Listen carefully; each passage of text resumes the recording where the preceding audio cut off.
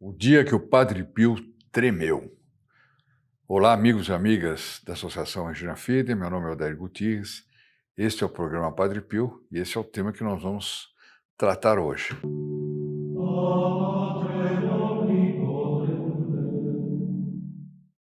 A nossa história de hoje pode parecer um pouco estranha para todos os que conheceram o Padre Pio, os grandes embates do Padre Pio contra o demônio, as lutas do Padre Pio, né? E a gente imaginar que o Padre Pio em algum momento possa ter tido medo, possa ter tremido. Sim, o Padre Pio era humano como qualquer um de nós, né? Era um homem que galgou os degraus da santidade à custa de muito esforço, muito sacrifício, muito sofrimento. Mas isso não quer dizer que ele não chorasse, que ele não tremia, que ele não tivesse medo, né? Bom, eu tirei um trecho aqui do livro do padre Giovanni Mezzadri, né, que escreveu junto com o padre Karl Wagner, que chama Padre Pio Mudou Nossas Vidas. Esse livro é fantástico, ele tem histórias pequenininhas, né, mas muito reveladoras, muito interessantes. Então, ele conta essa história. O Padre Pio treme de medo. Vamos ver, por quê? O que é que fez o Padre Pio tremer de medo? Se vocês pensarem um pouquinho, podiam fazer até uma meditação, lembra da meditação? Vamos pensar o que o Padre Pio o que poderia fazer um santo como o Padre Pio, que realizava milagres, que falava com as almas do purgatório, que era visitado constantemente pelas almas do purgatório e era visitado constantemente pelos demônios que espancavam, batiam, etc. O que é que faria o Padre Pio tremer de medo? Está aí o desafio para quem quiser dar uma pausa e arriscar. Bom, eu vou ler. Um marido, abandonando a mulher com 2 filhos, juntou-se a outra durante 3 anos. Isso naquele tempo não era tão comum. Naquele tempo, quando um casal se separava, era um escândalo. Naquele tempo, não. Na década de 70 ainda era assim, né? Hoje não. Hoje o indivíduo já casa dizendo, bom, se não der certo, amanhã eu separo. E com isso também torna nulo qualquer tipo de matrimônio sacramental, né? Porque já casa com a intenção de se separar, né? O sujeito vai no cartório, eu conheço o caso de uma pessoa que foi se casar com comunhão de bens, que o casar com comunhão de bens para ele era uma espécie de afirmação de que ele estava casando para sempre, dele e da noiva, né? E ele foi abordado por um advogado do cartório dizendo, o senhor tem certeza que o senhor não quer comunhão parcial de bens? Ele disse, mas qual é a vantagem? Não, é que em caso de divórcio, ele disse, não, mas essa hipótese não existe, eu não quero casar com essa probabilidade, eu não tenho essa intenção. O cartório mandou chamar um outro sujeito para tentar convencê-lo, né? E, de novo, olha, caso o senhor se separe, isso é muito mais fácil para partilha de bens, etc. Então, vocês veem, há todo um sistema, né, para fazer o indivíduo casar pensando em se separar, né, e não casar para sempre, né? E quando essa pessoa que eu conheço, ela reafirmava a vontade de casar em comunhão de bens, ela estava reafirmando a fé dela no matrimônio indissolúvel nosso Senhor Jesus Cristo, né? Mas causou espanto. Ela me disse que, inclusive, pessoas que estavam acompanhando, etc., falaram, puxa, mas vocês decidiram isso assim mesmo? É incrível, né? A que ponto chegamos? Bom, mas enfim, ele abandonou a mulher com 2 filhos e juntou-se a outra durante 3 anos. Foi então constatado que tinha um câncer. Olha lá, olha aí. Tinha um câncer, estava separado, vivendo com uma concubina, etc., 3 anos. Aconselhado, aceitou os últimos sacramentos e morreu. Então, ele estava numa situação de adultério, aceitou os últimos sacramentos e morreu. Bom, ninguém soube como é que tinha sido os sacramentos, se ele havia se confessado bem, se havia se separado da mulher com quem ele convivia, para que tivesse efeito aquela absolvição que ele estava recebendo. Aqui o livro não fala nada. Mas a sua primeira mulher, ou seja, a sua verdadeira mulher, que ouviu falar por acaso da morte dele, perguntou ao Padre Pio se ele sabia de algo, da alma do seu marido. Olha que interessante, né? Quer dizer, ela tinha sido injustiçada, abandonada, com 2 filhos, etc. Mas ela tinha preocupação pela alma daquele que era o verdadeiro marido dela. Né? Padre Pio ficou pálido, começou a tremer e a chorar, dizendo: eu te digo porque sei que o suportarás, mas a alma dele está eternamente condenada. Meu Deus, isso dito pelo Padre Pio, né? A gente quase consegue ouvir o som da voz do Padre Pio dizendo isso, né?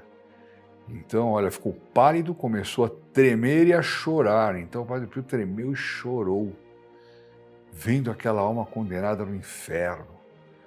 Quer dizer, o amor que ele tinha pelas almas era tal, aquilo que a gente sempre fala da sede de almas, né? Quando ele via que uma alma tinha se perdido, ele sofria muito. Né? Aí ele vai dizer, na hora de receber os últimos sacramentos, silenciou numerosos pecados. Não tinha arrependimento nem propósito de emenda. Quer dizer, ele silenciou os pecados, né? Fez uma confissãozinha assim, né?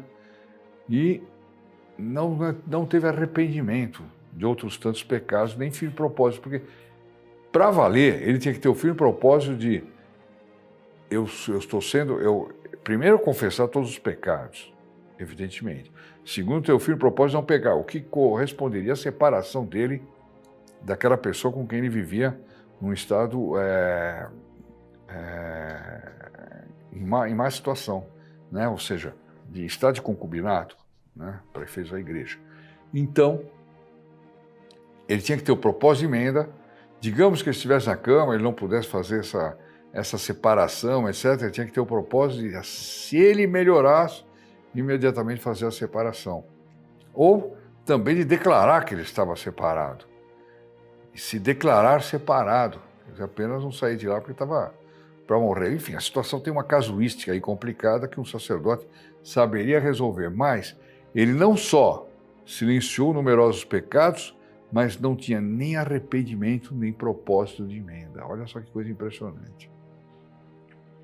Dizia sempre, olha qual era o jargão desse sujeito. E a gente vê que tem muita gente no mundo hoje que pensa assim, e muita gente que vai chegar nessa hora vai ficar assim.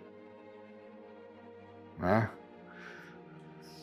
E faria o Padre Pio tremer se ele estivesse nessa terra. Esse sujeito dizia sempre assim, agora quero gozar a vida. Quer dizer, ele se separou da mulher e saiu com essa, agora quero gozar a vida. Quando ficar velho, me converterei. Ou seja, ele desafiou Deus. Isso aí é desafiar Deus. Né? Agora eu peco à vontade, quando ficar velho eu me converto, chamo um padre lá, faço uma confissão, etc. Engana-se quem pensa isso, engana-se quem pensa isso. Nossa Senhora pode dar uma graça, interceder por uma graça especial de arrependimento, etc, etc. Mas pagar para ver é uma temeridade, porque o pagamento é eterno, e é o eterno com as chamas do inferno. Não tem outro pagamento para isso. Né? Então, que barbaridade. Esse homem dizia, agora quero gozar a vida. Quando ficar velho, me converterei. Vocês conhecem gente que pensa isso? Talvez não diga, mas que pensa isso? Vocês conhecem? Eu conheço. Infelizmente conheço e não são poucos, não. Né? Então, fica aqui a nossa historinha do Padre Pio de hoje, com a reflexão, né? E quando alguém diz assim, os católicos são relaxados, os católicos podem fazer de tudo, nós, de outra religião X, seita X, não podemos fazer isso, não podemos cortar cabelo, pode cortar unha, não pode, sei lá, um monte de não, nós somos mais radicais. Será? Será? Não sei não. É muito difícil ser católico. É muito fácil ir para o inferno. É muito difícil ir para o céu. Mas ao mesmo tempo é muito fácil ir para o céu. Desde que a gente conte com a intercessão do Santo Padre Pio, de Nossa Senhora, dos Santos Anjos, que a gente reze, que a gente procure ter sempre a alma limpa, sempre a alma em estado de graça, frequente os sacramentos. É coisa muito mais leve do que certas imposições que outras religiões colocam às pessoas, e as pessoas seguem. Tem gente que reclama se uma missa demora 1 hora, mas de repente essa pessoa se muda de religião, vai para um culto evangélico qualquer, leva 4 horas e é todo dia, né?